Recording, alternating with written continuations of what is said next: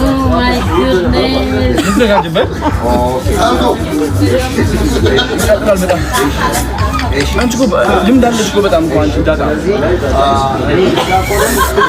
ሁሉም ብዙ አቀጠሮ ልበል ብዙ እኮ ነው ያደረኩበት ብዙ እኮ ነው ያደረኩበት በጣም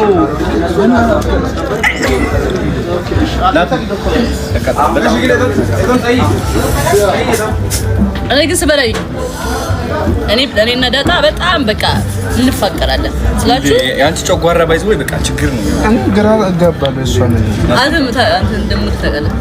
አይ ጨጓራሽ በጣም ነገር ወይ